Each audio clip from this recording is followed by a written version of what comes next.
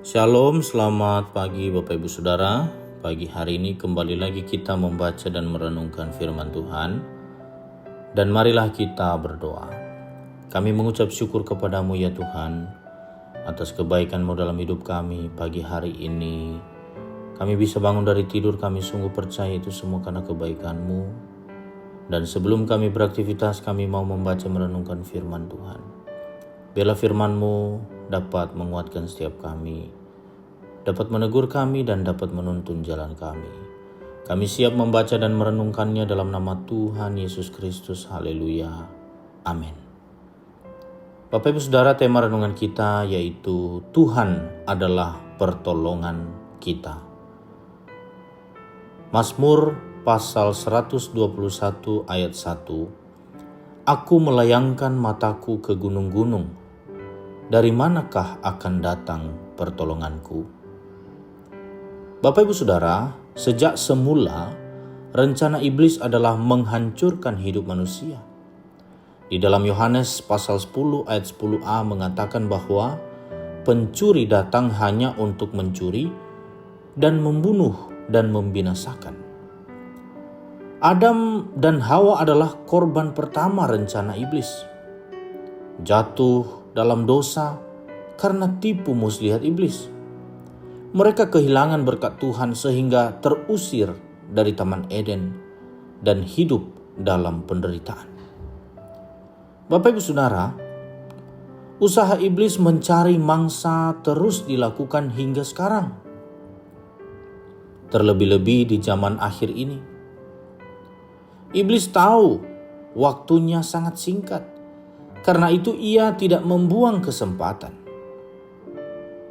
Di dalam 1 Petrus pasal 5 ayat 8-9, Rasul Petrus mengingatkan kita, lawanmu si iblis berjalan keliling sama seperti singa yang mengaum-ngaum dan mencari orang yang dapat ditelannya.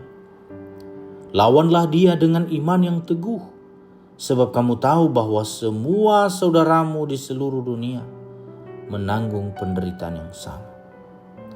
Saudara, kita harus melawan iblis dengan iman yang teguh, karena ia begitu berpengalaman memperdaya dan menipu manusia. Bila kita tidak berpegang teguh kepada kebenaran firman Tuhan, kita akan menjadi korbannya.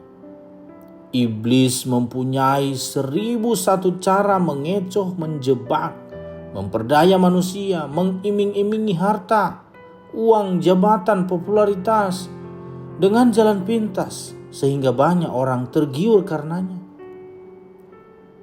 Saudara, sebagai orang percaya, pertolongan kita adalah dari Tuhan.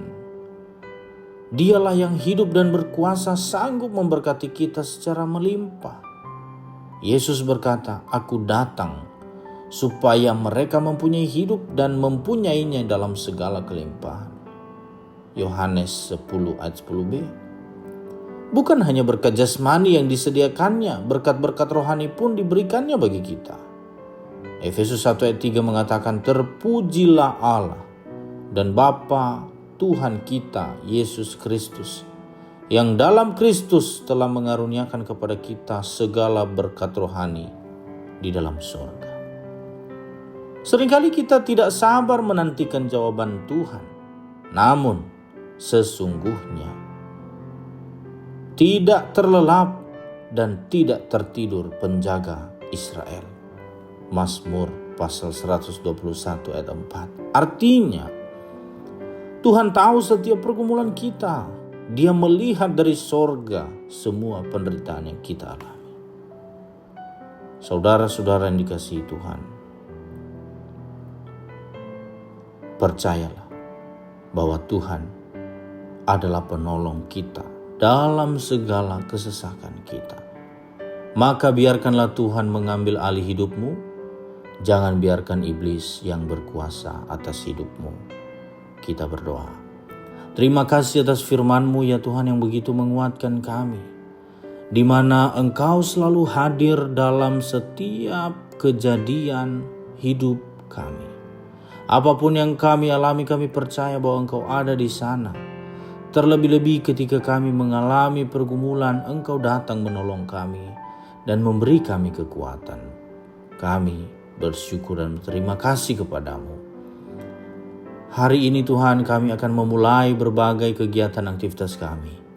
Sertai kami, tuntun setiap langkah kami. Berkati seluruh jemaat PAU Kemang Pratama dan semua yang mendengarkan renungan ini. Dalam nama Tuhan Yesus Kristus, haleluya. Amin.